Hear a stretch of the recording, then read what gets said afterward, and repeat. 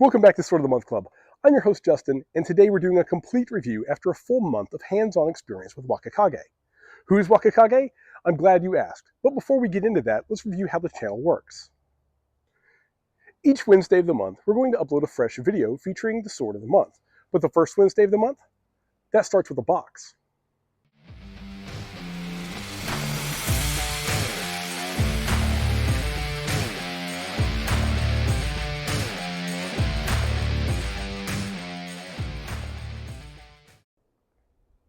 Weeks 2 and 3 will be all about our experience using the sword during that week, while the final Wednesday of the month will be our full and complete review and ranking the sword within the Sword of the Month collection.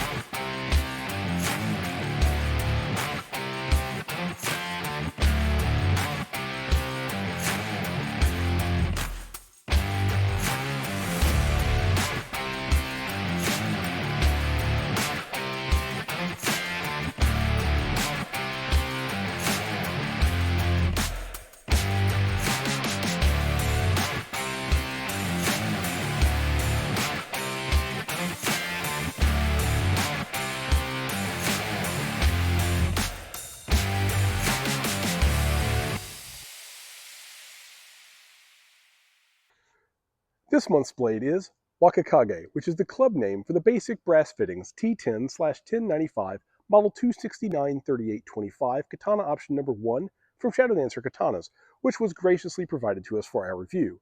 As of the posting of this video, it retails on the Shadow Dancer website for $218. Let's check it out.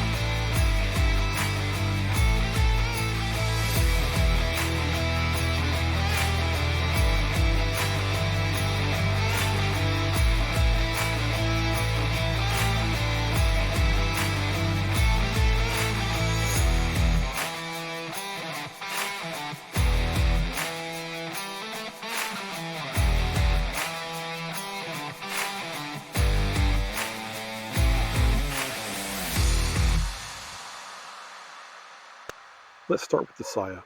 The blade seats firmly, very firmly into the saya. About 2/3 of the way in, the blade binds slightly, creating high retention. It's not overwhelming, and it's something that will likely ease with use. There is no rattle whatsoever while sheathed, which is always a great sign.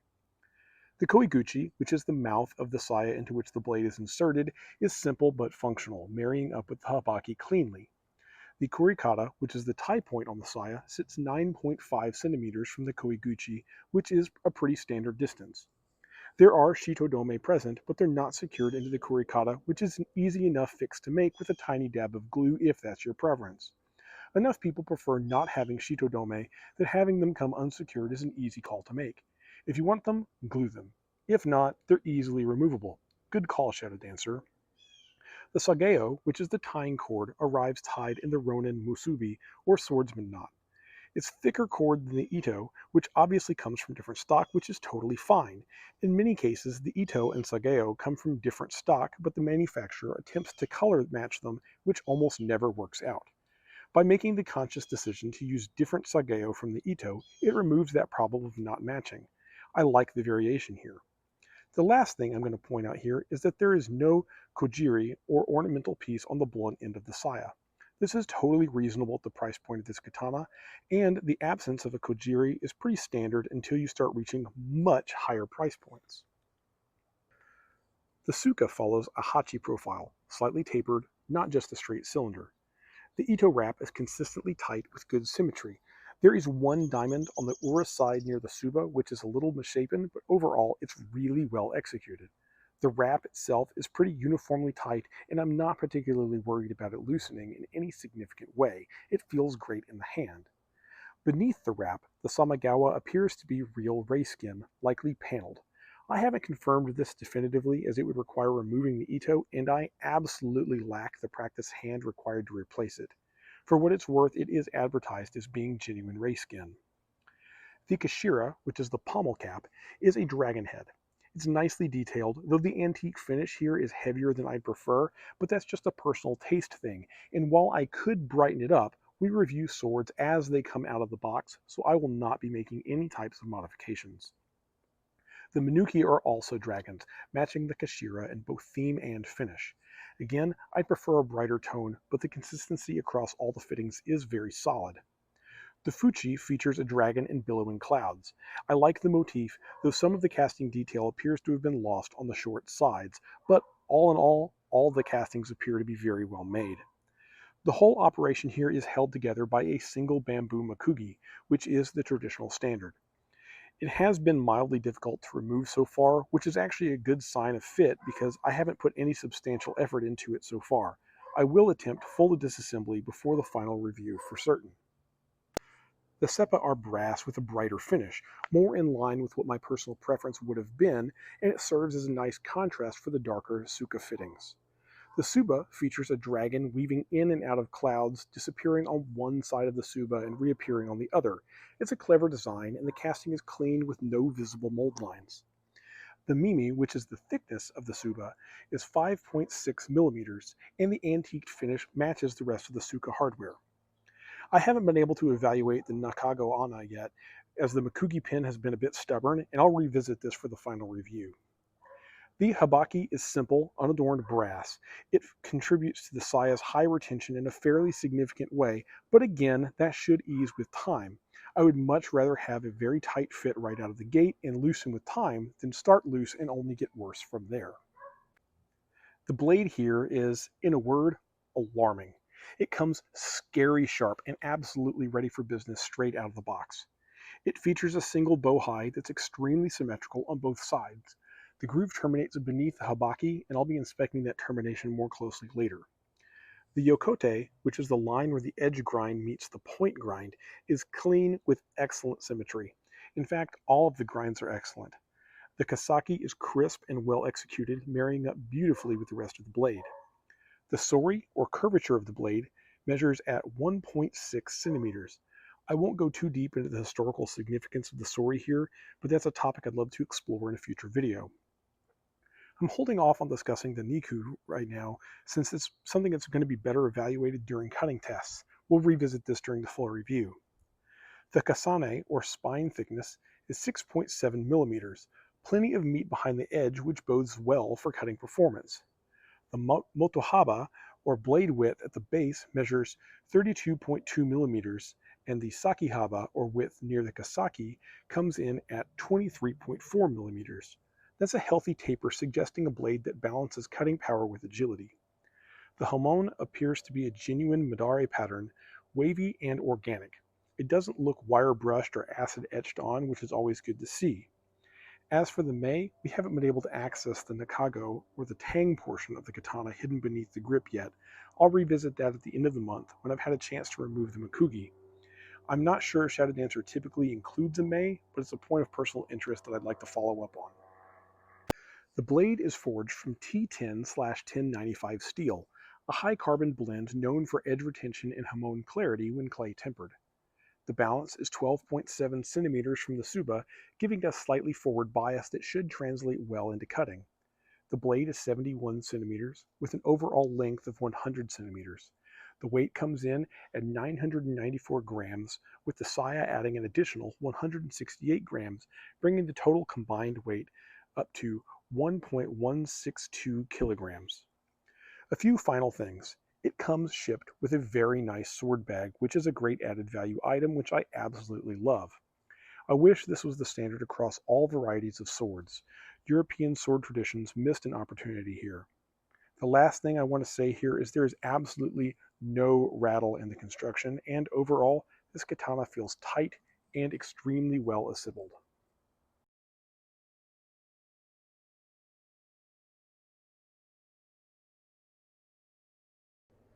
During our second week with Wakakage, we put it through a series of baseline test cuts with water bottles. Let's check out those cuts.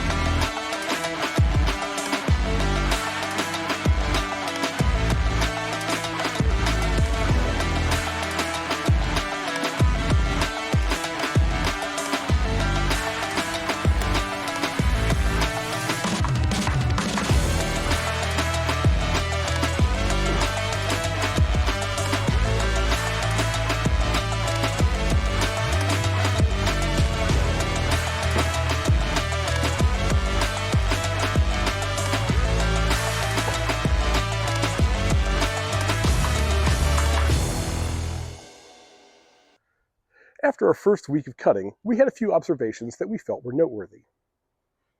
The first thing I'd like to point out is that the extreme tightness in the saya has diminished to a much more manageable level. This is exactly what I suspected would happen given a bit of time and use. This is much more in line with my expectation for a katana. There is still no rattle in the saya, but retention is right where it should be. The next thing I'd like to point out is that there are some very superficial scratches in the blade. This is not something that we experienced with Wilhelm, our first sword of the month. Wilhelm is made out of 65 Mn, or manganese steel, while Wakakage is made out of T10. It is absolutely still razor sharp, and the hardened edge doesn't show any signs of scratches at all, just the spine side of the hamon. This is noteworthy for a few reasons. First, the blade is unquestionably differentially hardened, as the scratches only appear past the hamon into the softer steel. And second, this is a great illustration of the difference between a fully hardened steel blade like that of Wilhelm versus one with differential hardening like Wakakage. In week 3, we had a few more water bottles, but we added some fun seasonal flair with some apples and a large pumpkin. So let's check those out.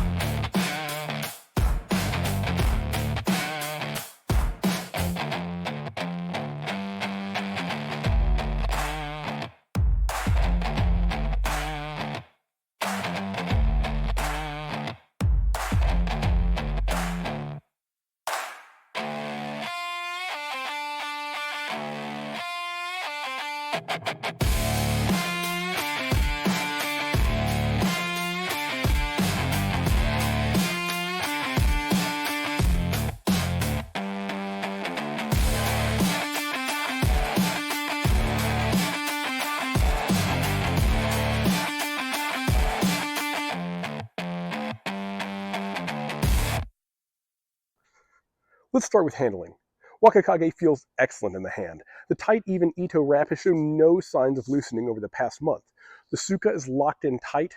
Seriously, the Makugi pin has been astonishingly difficult to budge, but I promised disassembly and we did get it.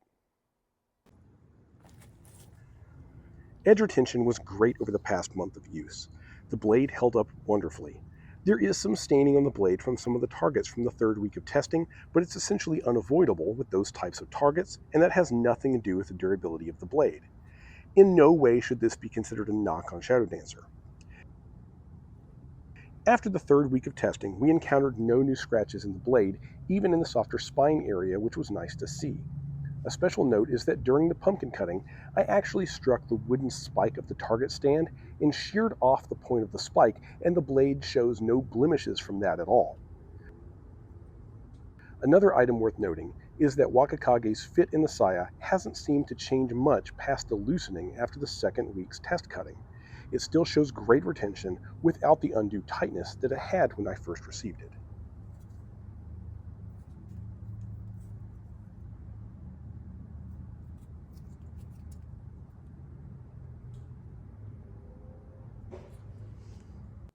Cutting with Wakakage is great fun. It's light and responsive, whether it's pumpkins or water bottles. So, who is a katana like Wakakage for? If you're looking for an excellent entry-level katana ready for structured cutting with great durability, I think this is an excellent option. At $218, it is absolutely one of the better budget katanas on the market. And while it doesn't have a lot of the flair and fancy fittings, I think it's exactly what it's aiming to be, an extremely good execution of the basics. This is the portion of our final review video where we rank our new sword within the Sword of the Month Club collection. Wakakage, the katana from Shadow Dancer, truly is a great example of a katana, and our experience with it has been fantastic. However, it finds itself up against Wilhelm, which has simply outclassed it. And, in honesty, it isn't necessarily a fair comparison to pit these two against each other. And very likely in the future, as the club continues to grow, we'll rank our swords into separate European and Japanese categories. But for now, Wakakage comfortably holds the number 2 position.